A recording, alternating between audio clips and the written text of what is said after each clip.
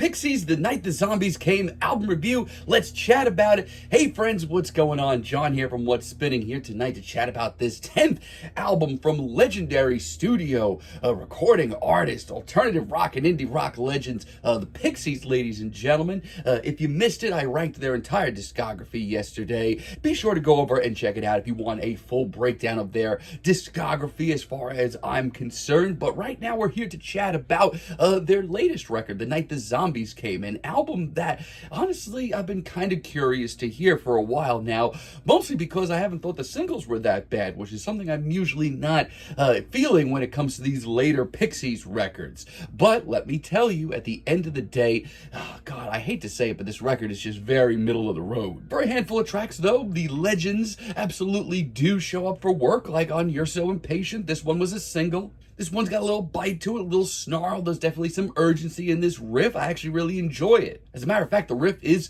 very memorable, and everything about this track just shows the Pixies operating as a unit. And yeah, I wouldn't say that there's anything to really tell your friends about or scream to the heavens, but it's a formula that works, and Pixies sound good, which is all I could really ask for. Then we have Jane, The Night the Zombies Came, and I really do enjoy this one as well. This all around is just a really cool deep cut and the complete package. I love the strummed riff and just how it matches the drama of this track as well as the campiness. And yeah, it's a little over the top, but that's kind of par for the course, and I think it comes off well. The hook, while simple, is really memorable, and for as far as I'm concerned, this is just a solid modern sound for Pixies. Even production-wise, this track just sounds really good. I also do really like Chicken. I have loved it, enjoyed it, and since it dropped as a single a while back. It's a very dreamy, dreary, almost psychedelic track with some rainy day vibes. Lyrically, it's one of the more visual and intense track. It's a very Pixies cut as far as that goes. Just realize it's not exactly the heaviest cut here. As a matter of fact, it's very warm, very passionate. Is it classic Pixies? Not exactly, but for a modern sound, once again, I'm here for it. Also, really love Motoroller. I have enjoyed this cut since it dropped as a single. It's got some serious grit to it. That riff, once again, very memorable. I also just love how haunted and ghoulish this track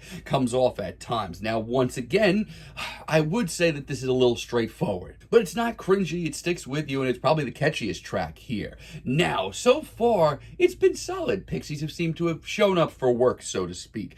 But it's a Pixies album in 2024, and you know you're getting some sore thumbs. Like Primrose that kicks this album off. I'm going to be honest with you, this one didn't exactly hype me up for the rest of this record. Is it really all that bad? I mean, maybe not, but like, this does nothing to hook me or sink me. It's very ho-hum. It's very laid back. But it doesn't progress at all, and yeah, let me tell you, it just sounds like they're not into this. Hypnotize, this may be the worst track here. Once again, it is very light on the ears, it is very airy, but lyrically is where this track really falls apart very quickly. Like, this is bad. Lyrically, this is so far beyond amateur hour. And not only that, but there's been other tracks that have gone for this sort of laid-back, hazy, psychedelic sound, and it's come off really well, but this just sounds like they're phoning it in. Johnny Goodman, once again, this is just so average. Like, this genuinely sounds like AI tried to generate a Pixies track. The riff sounds recycled, and there really isn't an overabundance of passion anywhere.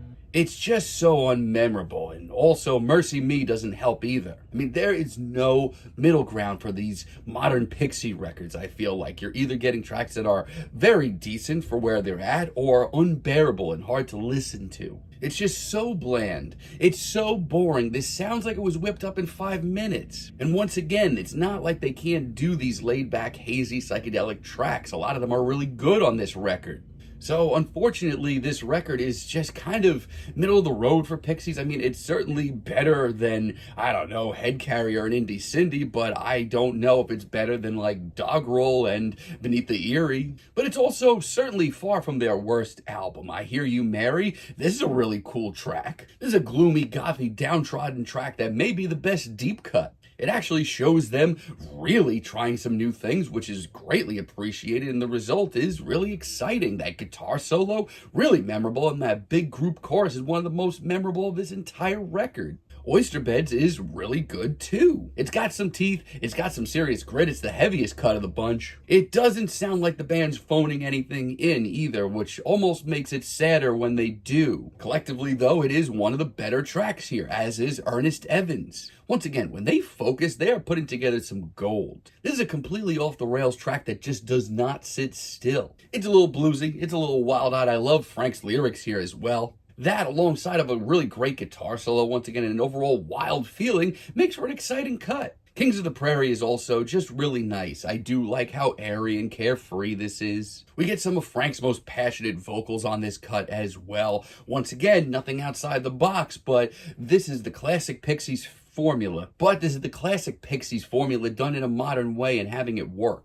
Oh, but the Vegas Suite as a finale, it's okay. It's a very big shrug moment on this record. I like the riff a lot, but these vocals, this hook just all sounds very recycled. Once again, it's just very middle of the road. It's very average, much like this record. As far as Pixies comeback releases go, this is certainly not the worst. It's certainly not the best. It kind of just is in the middle somewhere. There's some really great moments that show the band maybe trying some new things and sounding fired up, but there are also a lot of moments on here that just has them sounding like they'd rather be doing anything else in this world besides recording this record. But I digress. I'm feeling a strong 5 on this album, but let me know what you all think down below. If you liked the video, be sure to give us a like, give us a subscribe, and let me know down below what you would like for me to chat about in the future. And until next time, have a great day, friends.